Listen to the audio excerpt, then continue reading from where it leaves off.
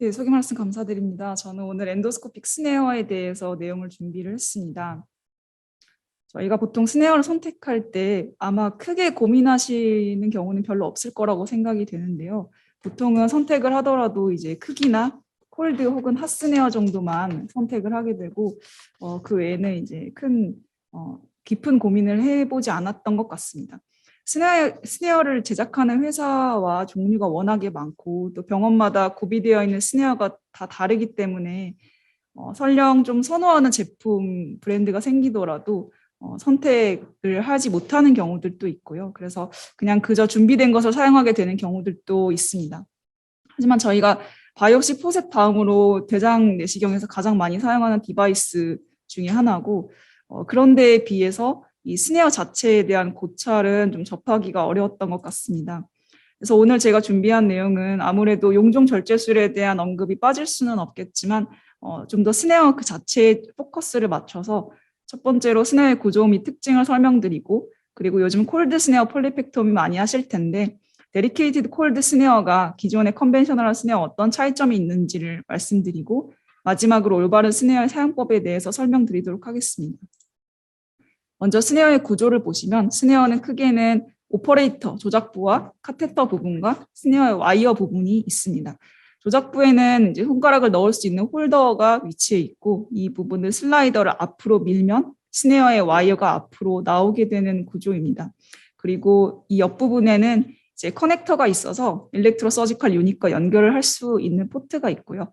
그리고 최근에 나오는 로테이터블 스네어의 경우에는 앞부분에 이제 로테이션이 가능하도록 만들어진 로테이터가 있습니다.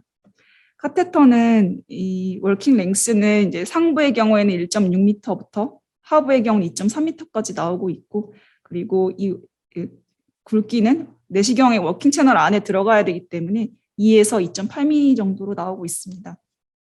스네어에서 가장 중요한 부분이 이 스네어 와이어 부분은 상단부에 팁이 있고 그리고 가장 넓게 펼쳤을 때의 너비를 기준으로 루프 다이어미터를 결정하게 됩니다. 그리고 이 와이어의 시크니스는 보통 0.25에서 0.47mm 정도로 출시되고 있습니다. 스네어의 모양을 보시면 스네어는 이제 플렉서블한 니티놀이라는 그 니켈과 티타늄의 형상기억 합금 소재로 만들어지는데요. 모양은 라운드 쉐입이나 오발 쉐입 그리고 육각형인 헥사고널 쉐입과 크레센트 타입 그리고 하이브리드 쉐입 등이 있습니다. 이러한 모양에 따라서 점막과 접촉되는 면적이 달라지고 마찰력도 달라지고 그리고 힘이 전달되는 방향이 달라지게 됩니다. 라운드 오발 쉐입은 트래디셔널 EMR을 할 때 가장 많이 사용하시는 익숙한 모양일 거고요. 상단부에 팁이 있고 그리고 가장 넓은 너비를 기준으로 해서 크기를 측정하는데 이게 1cm부터 3.5cm까지 굉장히 다양한 크기로 나와 있습니다. 저희가 가장 많이 사용하는 1cm, 1.5cm 스네어를 미니 오발 스네어라고 하는데요. 보통은 1cm 미만 이하의 폴립을 절제할 때 사용하게 됩니다. 헥사고널 쉐입은 콜드 스네어 폴리펙토미에 좀 유리하도록 개발된 것인데요. 보통은 부드럽고 얇은 와이어 구조를 가지고 있고 이 앞뒤 길이가 같은 크기 오발 쉐입에 비해서 좀 짧습니다. 그래서 좀 더 미세한 컨트롤이 가능하고 미끄러지지 않게 잡을 수 있습니다. 보통 브레이디드 와이어 구조를 가지고 있어서 마찰력이 좀 높고 따라서 플랫하고 새사이란 리전이 있어서 미끄러지지 않고 점막을 잡는 데 유리합니다. 이렇게 플랫 리전에 있어서 모양이 변형되지 않고 잘 잡을 수 있습니다. 하이브리드 쉐입의 경우에는 오발 쉐입과 헥사고널 쉐입을 합쳐둔 형태인데요. 보통 스네어를 사용할 때 스네어의 가장 끝부분, 디스탈 부분이 처음 점막에 접촉하게 되고 이 부분이 가장 힘이 많이 닿는 부분입니다. 이렇게 앞부분을 좁게 디자인을 해두면 점막에 닿는 면적이 줄어들기 때문에 동일 면적당의 압력은 증가해서 적은 힘으로도 샤프하게 자를 수 있고요. 그리고 오발 쉐입은 스네어가 닫힐 때 전 방향에서 닫히는 반면에 이 하이브리드 쉐입 같은 경우에는 끝부분부터 좁혀지게 되기 때문에 좀 더 점막을 꼬집듯이 잡는 것이 가능합니다. 에이시메트리컬 타입은 크레센트 타입이라고도 하는데요. 이렇게 비대칭 모양으로 생기거나 혹은 반달 모양으로 생겨 있고 현재 15mm짜리와 25mm짜리가 출시되어 있습니다. 두께는 되게 얇은 편이어서 모양이 쉽게 변형이 되고 조작이 부드럽습니다. 그래서 보통 일반적인 스네어링보다는 이제 플랫 리전이나 혹은 렉탈 애니티에 있어서 캡을 씌우고 캡 안쪽으로 이 스네어 모양을 맞춰서 석션하면서 이렇게 EMR을 하는 캡 어시스티드 EMR에서 많이 사용되고요. 최근에는 LST에 있어서 와이드 필드 EMR에도 사용될 수 있습니다. 그리고 최근에 나온 멀티펑셔널 스네어는 이렇게 스네어 위쪽에 니들 타입의 팁을 붙여둔 스네어가 있는데요. 이런 스네어는 이제 프리컷을 하고 바로 스네어를 할 수 있게 한 디바이스로 합쳐둔 것인데, 이렇게 2cm 미만의 EGC에서 하이브리드 ESD를 하거나 혹은 렉탈 애니티와 같은 병변에서 프리컷 EMR을 할 때 유용하게 사용하실 수 있습니다. 이렇게 스네어가 나왔다 펼쳐졌다가 다시 들어가게 되면은 끝부분이 팁만 남게 되고요. 이렇게 되면 ESD 때 사용하는 니들 타입 나이프, 듀얼 나이프와 비슷한 형태가 되어서 ESD 나이프처럼 사용하실 수 있습니다.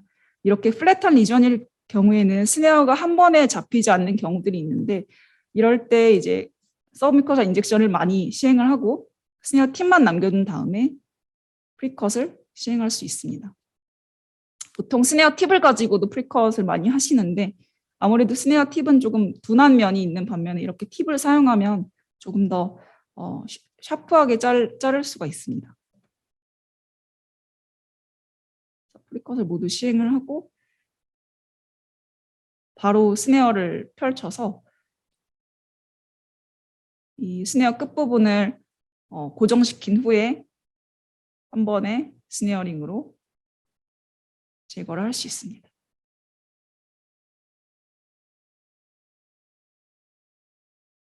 네, 이렇게 하면은 ESD를 하는 것보다 훨씬 빠르게 제거를 할 수 있고요.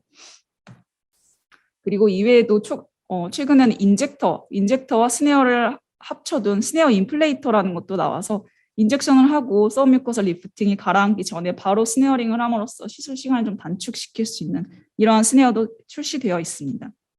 그리고 로테이터블 스네어는 아마 지금도 많이들 사용하고 계실 수도 있는데, 보통 기존의 스네어도 보조자가 열심히 돌리면 끝부분이 살짝 돌아가긴 합니다. 근데 시스와 채널 간의 마찰 때문에 보조자가 여러 바퀴를 돌려도 스네어 끝부분이 잘 움직이지 않거나 되게 절키하게 움직이게 되는데, 그에 반해서 로테이터블 스네어는 보조자가 손잡이를 돌리는 것과 와이어의 회전이 1대1 회전이 가능하기 때문에 더 손쉽게 회전을 시킬 수 있습니다. 그리고 보통 이 부분에 이제 그 커넥터, ESU에 연결된 커넥터가 있는 경우에는 손잡이를 계속 돌리게 되면 이 선이 계속 꼬여서 불편하기 때문에 최근에는 손잡이를 돌리지 않고도 이 앞부분에 이 로테이터만 돌리면 앞부 스네어가 돌아가게 되는 이런 로테이션 기능을 추가한 스네어도 나와 있습니다.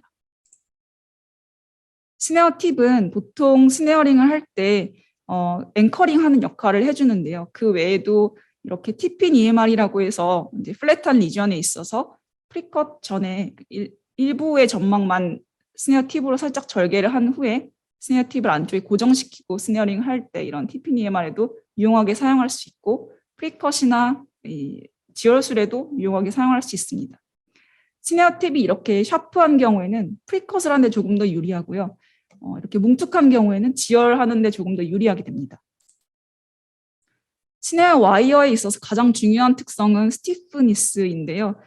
스네어 와이어가 너무 스티프한 경우에는 프록시말 루프가 잘 밀착되지 않아서 불편한 부분이 생길 수 있고, 그리고 또 너무 부드러운 경우에는 힘이 잘 전달되지 않아서 오히려 끝부분이 붕 떠버리는 이런 작용이 생길 수 있습니다.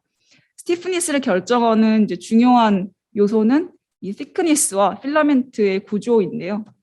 thickness는 두꺼울수록 스티프니스가 높아지고 코애귤레이션 이펙트도 좋아지게 됩니다. 저희가 보통 많이 사용하는 트래디셔널 스네어는 0.43에서 0.47mm의 두께로 나와 있고, 데디케이티드 콜드 스네어는 좀 더 얇아서 0.25에서 0.3mm 두께로 나와 있습니다. 필라멘트는 모노필라멘트 구조와 멀티필라멘트 구조가 있는데, 모노필라멘트 스네어는 강하고 뻣뻣하고 그래서 기계적인 손상이나 출혈이 잘 발생할 수 있기 때문에 최근에는 거의 사용하지 않는 것 같고, 많이 사용하시는 이제 스네어는 대부분 다 멀티필라멘트 스네어라고 보시면 될 것 같습니다. 그래서 멀티필라멘트 구조는 티슈와의 이제 접촉 면적이 늘어나기 때문에 마찰력이 늘어나서 덜 미끄러지고, 그리고 코애귤레이션 이펙트를 좀 더 효과적으로 전달을 할 수 있습니다. 이렇게 이 필라멘트를 꼬는 방법에 따라서 스티프니스가 달라지는데, 대표적으로는 이렇게 1곱하기7 구조, 그리고 3 곱하기 3 구조가 있겠고, 이론적으로는 3 곱하기 3 구조가 1 곱하기 7, 동일 두께 1 곱하기 7 구조에 비해서 좀 더 유연하고 접촉 면적이 넓어서 마찰력도 좋지만, 무조건 또 유연하다고 좋은 것은 아니고, 이 와이어의 제작 방법이 회사마다 다르기 때문에 어떤 구조가 더 우월하다고 말씀드리기는 어려울 것 같습니다.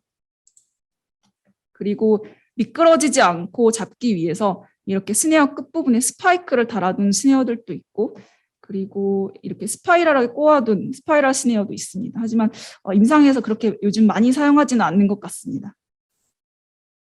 그리고 스네어를 잘 보시면 스네어의 프록셔널 파트가 약간씩 모양이 다른데요.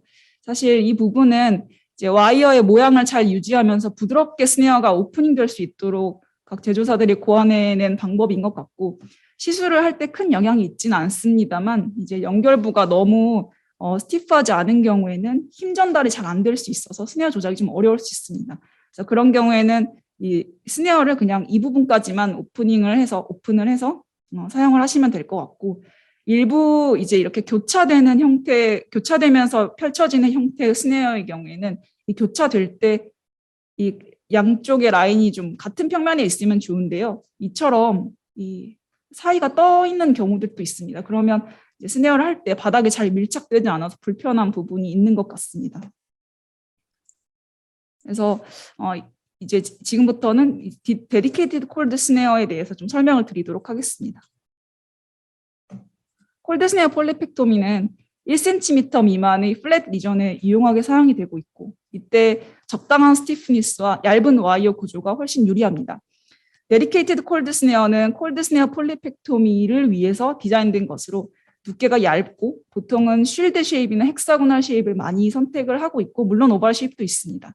그리고 크기는 1cm 혹은 1.5cm를 가장 많이 사용하고, 튜브 시스와 와이어 사이에 이제 마찰력이 너무 큰 경우에는 스네어가 갑자기 튀어나오게 되거나 미세한 조작이 어려울 수 있는데, 이 부분에 이제 마찰력을 좀 감소시켜서 보조자가 적은 힘으로도 미세하게 컨트롤이 가능하고 샤프하게 커팅이 될 수 있도록 제작이 되어 있습니다. 콜드 스네어 폴리펙토미를 할 때 꼭 이렇게 데디케이티드 콜드 스네어를 사용하실 필요는 없고요. 기존의 컨벤셔널 스네어로도 충분히 콜드 스네어 폴리펙토미가 가능합니다.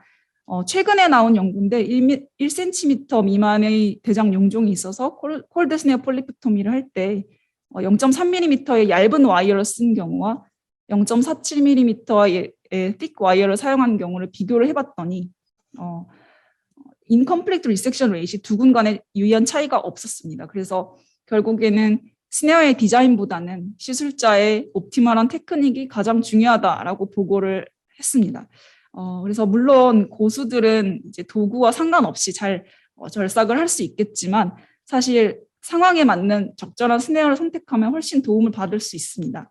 일본에서 시행한 다른 RCT를 보시면 세팅은 비슷한데요. 0.3mm의 데디케이티드 콜드 스네어와 0.47mm의 트래디셔널 스네어를 가지고 콜드 스네어 폴리펙토미를 했더니 컴플리트 리섹션 레이시 데디케이티드 콜드 스네어가 훨씬 우수했습니다. 네, 이 서브 그룹을 잘 보시면 크기가 5mm보다 5mm 이하일 때는 어떤 스네어를 사용하든지 큰 차이가 없었는데, 크기가 클수록 특히나 이제 8에서 10mm, 8mm 이상일 때에는 데디케이티드 콜드 스네어가 훨씬 우수한 것을 보실 수 있습니다.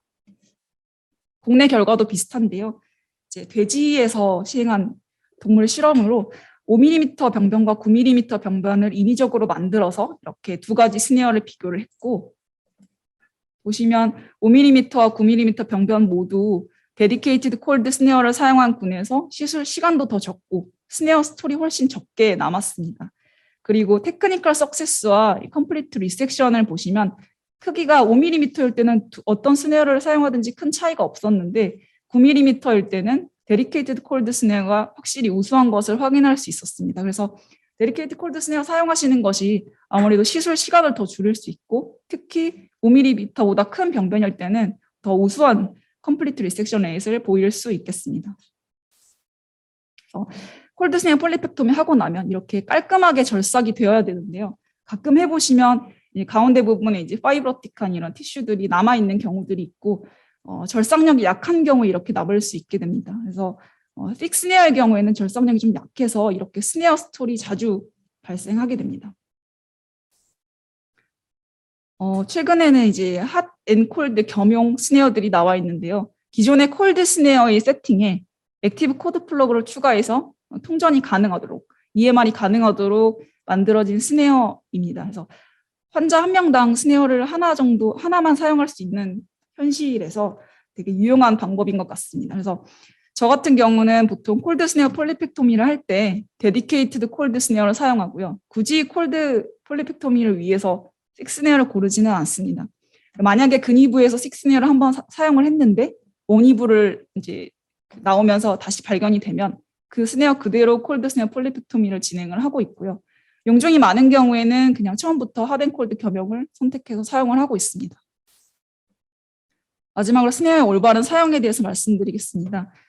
용종 절제술의 기본은 병변을 5시에서 7시 방향으로 잘 맞추고 스네어를 장 점막과 이렇게 평행하게 패럴럴하게 맞춘 다음에 약간 석션하면서 스네어를 살짝 누르면서 캡처하고 자르는 것입니다. 이때 스콥은 루프가 없어야 되고 가능하면 병변과 좀 가까이 위치를 시켜야 시야가 좀 덜 흔들리고 그리고 미세한 컨트롤이 가능합니다. 그리고 내시경을 움직이는 것보다는 오른손으로 그래도 스네어를 조작하는 것이 좀 더 나은 것 같습니다. 그래서 이러한 모든 과정을 잘 하기 위해서는 결국에는 대장 내시경이 충분히 숙련되어야 하겠습니다.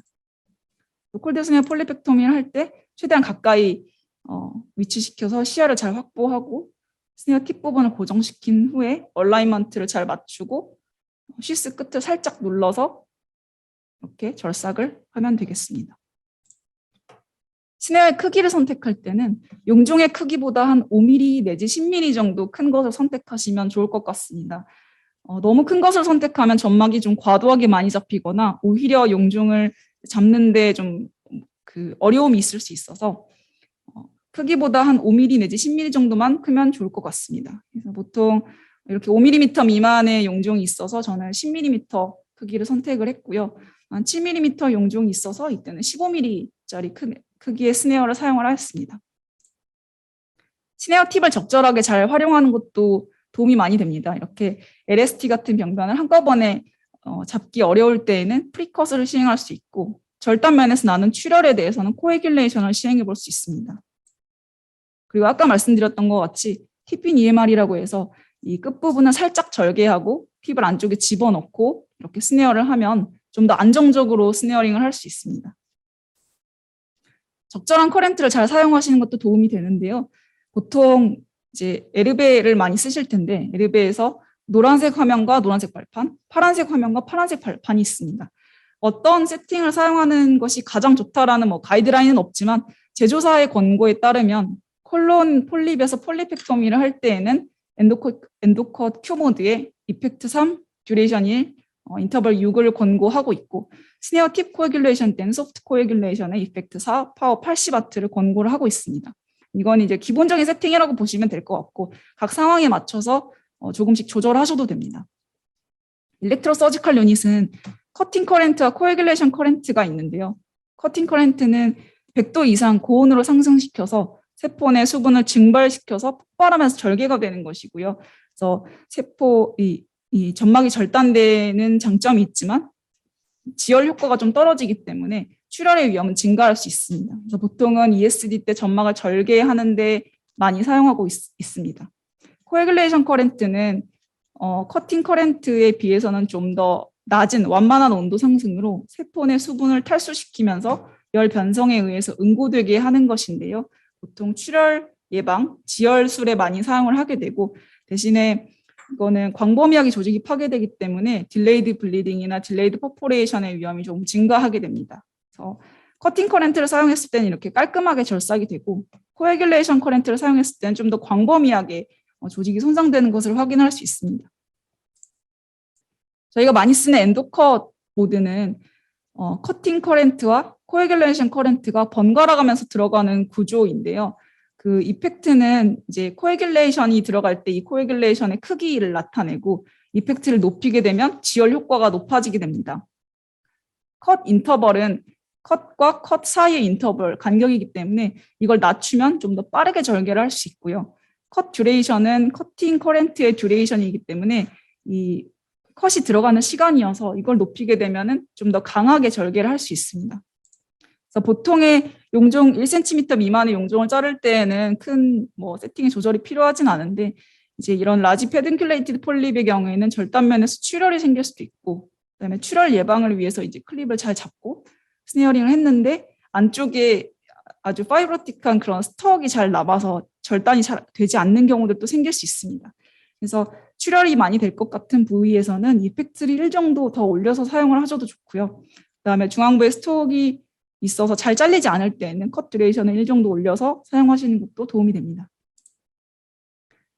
폴리펙토미를 하면서 커렌트를 줄 때는 가능하면 스네어를 좀 들어 올리면서 전류를 흘려보내야 장벽의 깊은 레이어의 뻔을 예방을 할 수 있습니다.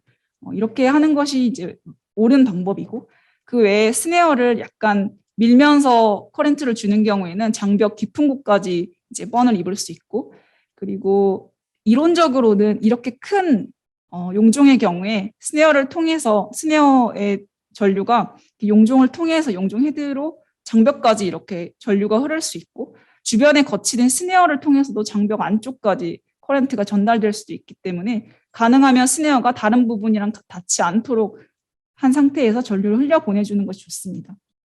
그리고 이렇게 너무 많이 잡는 경우에는 안에 머슬층까지 같이 잡히게 되면서 자르고 나서 타겟 사인이 보이는 이런 천공이 발생할 수 있기 때문에 적절히 앞뒤로 좀 흔들어주면서 머슬층을 빼고 점막층만 자를 수 있도록 해야겠습니다. 요약하자면 스네어의 특징을 적절한 스네어를 잘 선택하기 위해서는 스네어의 특징을 잘 이해하시고 또 각 내시경실마다 준비되어 있는 스네어들이 다르기 때문에 어떤 것이 준비되어 있는지 종류와 특징을 파악하시면 도움이 될 것 같습니다. 그래서 어떤 스네어가 가장 좋으냐, 어느 회사 것이 가장 좋으냐 이런 거는 사람마다 좀 다를 것 같고요. 결국에는 스네어의 쉐입과 마찰력과 스티프니스가 적절하게 잘 균형을 갖춘 스네어들이 좋은 스네어인 것 같습니다.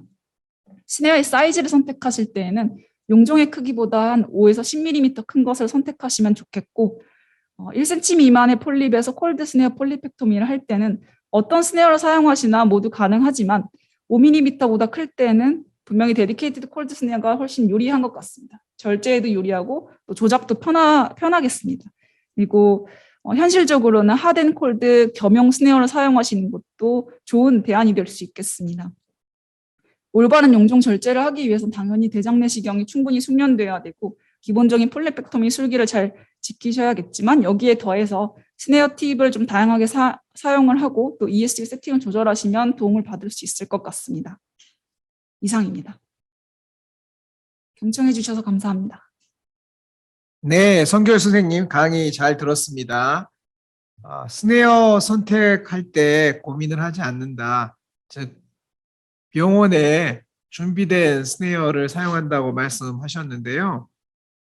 내시경 실장을 8년째 하고 있는 저의 입장에서는 매우 고민을 합니다. 매우 많은 스네어 회사들이 찾아와서 우리 스네어를 한번 써주십시오 이렇게 얘기를 해보고요. 다들 열심히 개발하기 때문에 나름대로 특장점이 있거든요. 그러나 내시경실에 몇 가지를 선택을 놔둬야지 수십 가지를 놔둘 수는 없어가지고요. 엄청나게 고민을 하고 있다. 그래서 시니어로 올라갈수록 매우 많은 고민을 할 수밖에 없다는 점을 일단 말씀을 드리고요. 강의 내용 중에 옵티멀 테크닉이 중요하지 스네어 디자인은 좀 덜 중요하다라는 얘기를 하셨는데 이게 명필이 붓을 가리냐 능서 불택필 글을 잘 쓰는 사람은 붓을 가리지 않는다라는 그런 한자 성어도 있기는 한데요. 그거는요 의견이 갈립니다. 그래서 그 사자성어가 나왔던 배경은 구양순인데요. 여러분 구양순이라는 명필이 있는데 당나라 때 그 4대 명필 중에 한 명인데 구양순은 붓을 가리지 않았고 또 다른 4대 명필 중에 한 명인 저수량이란 사람이 있는데 그 사람은 엄청 붓을 가렸거든요. 그래서 둘 다 훌륭한 명필인데 누가 물어봤답니다. 둘 중에 누가 더 훌륭하냐. 글씨만 보면 둘 다 무척 훌륭한데 구양수는 붓을 가리지 않고 저렇게 썼으니까 붓을 열심히 가려가지고 쓰는 사람보다 더 훌륭한 거 아니냐 이런 얘기를 했다는 일화도 있거든요. 그래서 붓을 가리냐 안 가리냐 이건데요. 저도 이제 펜글씨도 좋아하고 하지만 엄청 가립니다. 왜냐하면 그 기구가 좋아지면 느낌이 달라지거든요. 그래서 조금씩 그 예민하게 도전하다 보면 붓도 조금 다를 수 있다. 이제 그렇게 제가 코멘트를 하고요. 질문입니다. 제가 정확히 파악하고 있는지 모르지만 삼성 서울병원에서는 데디케이티드 콜드 스네어가 아마 없고 콜드 앤 핫 스네어 그리고 핫 스네어만 쓰고 있는 걸로 알고 있는데 선생님의 경우는 어떤지 우리나라에서 지금 데디케이티드 콜드 스네어가 시판이 되고 있는지가 좀 궁금합니다. 저는 샘플로 몇 개 나오는 거는 네. 써봤지만 네. 구입할 수 있는지 이 부분은 좀 궁금한데요. 제가 근무했던 병원들에서도 네. 샘플이 있어서 네. 샘플이 충분하게 있고 쓰는 사람이 제가 많이 써가지고 네. 써보긴 했는데 사실 핫앤콜드용을 거의 대부분 쓰시는 걸로 알고 있습니다. 그렇죠. 그래서 우리나라에서는 이게 한 환자에서 스네어 하나밖에 쓸 수 없기 때문에 콜드 스네어를 쓰다가 뒤에 나올 때 핫 스네어를 써야 되는 상황을 만나게 되면 매우 곤란하기 때문에 우리나라에서는 콜드 앤 핫 하이브리드 스네어가 대세이고요. 데디케이트 콜드 스네어는 국내에서 제품은 있는데 시판을 안 했던 것으로 알고 있는데 제가 이 부분은 좀 더 확인해 가지고 기회가 될 때 다시 한번 말씀드리겠습니다. 그 다음 리유저블이 있고 싱글 유즈 온리가 있는데 지금은 아마 싱글 유즈 온리만 있는 것으로 알고 있는데요. 과거부터 가지고 있던 리유저블도 있습니다. 선생님 그 리유저블하고 싱글 유즈 온리에 대해서 오늘 코멘트는 없었는데 그거는 어떻게 생각하시는지 궁금합니다. 리유저블 스네어는 사실 리유즈가 허락된 게 아니지 않습니까, 교수님? 그래서 리유저블 스네어에 대한 공식적인 그런 자료를 잘 못 찾았고요. 네, 그렇습니다. 그래서 실제로 리유저블 스네어를 사용할 때와 싱글 유저블 스네어를 사용할 때 느낌은 차이는 크게 없는 것 같은데 이제 어떤 부분이 구체적으로 다른지는 잘 모르겠습니다. 네. 이 부분도 제가 자꾸 이게 저도 이제 한계가 이제 깊숙하게 다루다 보니까 한계가 생기는데요. 바이옵시 포셉은 분명히 리유저블로 나와 있는 제품이 있고 싱글 유즈가 있어서 리유저블이 사실은 제품 자체가 좀 더 정교하게 만들어졌기 때문에 싱글 유즈보다는 펑션이 좀 좋았는데요. 스네어도 예전에는 그랬던 것 같은데 지금은 리유저블이 나온 게 없습니다. 그래서 전부 싱글 유즈로 쓰는 게 맞긴 맞다고 생각하고요. 성교 선생님 강의 중에 헥사고넬 스네어에서 1 곱하기 9, 3 곱하기 3 설명하시면서 braided wire라는 표현을 쓰셨는데요. braided wire. 네. 그 braided wire란 말이 어떤 의미인지 궁금합니다. 이렇게 이게 꼬아지면서 앞으로 나아가는 구조를 말하는 것 같습니다. 코일형으로 되어 있는 네. 그런 타입을 얘기하고 있다. 네. 그리고 마지막으로 성결 선생님 그 슬라이드 중에 나의 초이스 중간에 있었던 부분이 있거든요. 그 슬라이드 화면 하나만 보여주실 수 있는지 모르겠습니다. 성결 선생님 강의 중에 나의 그 스네어 선택이라는 부분이 있었는데요. 네, 좋습니다. 이 부분 이게 매우 중요한 내용이기 때문에 천천히 다시 한번 설명을 해 주실 수 있는지 궁금합니다.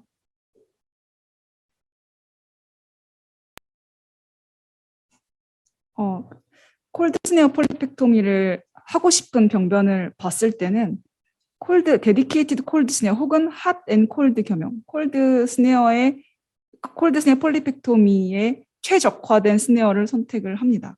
그래서 앞서 말씀드린 바와 같이 콜드 스네어 폴리펙토미를 할 때 픽스네어도 비슷한 결과를 보였다고는 하는데 저는 굳이 픽스네어를 이런 상황에서 고르지는 않습니다.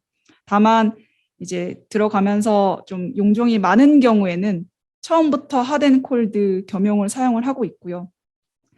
A 콜론에서 그 픽스네어로 EMR을 했는데 나오면서 보니까 이 부분은 콜드 스네어 폴리펙토미를 하고 싶다라고 하면 그 픽스네어를 그대로 사용해서 콜드 스네어 폴리펙토미를 시행하고 있습니다. 네, 좋습니다.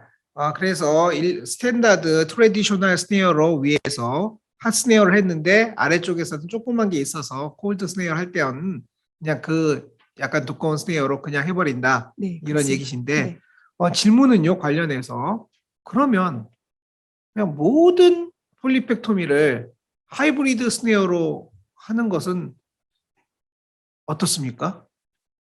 그러셔도 좋습니다. 사실 하이브리드 스네어가 조금 얇아가지고 조작은 편한데 너무 폴리포이드한 병변에 있어서는 코애귤레이션 이펙트가 충분하게 들어가지 않을 수는 있거든요. 근데 대부분의 외래에서 시술을 하게 되는 용종들의 경우에는 스네어를 핫앤콜드를 사용하시든지 핫 스네어를 사용하시든지 큰 차이는 없을 것 같습니다. 근데 조금 이제 출혈이 될 것 같은 병변일 때는 핫 스네어를 사용하시는 게 아무래도 지혈 효과는 훨씬 좋을 것 같습니다. 네, 좋습니다. 그래서 다양한 자기가 많이 시행하는 환자들의 AG 그룹이나 그런 여러 가지 상황에 따라서 최적의 선택을 하시면 될 것 같습니다.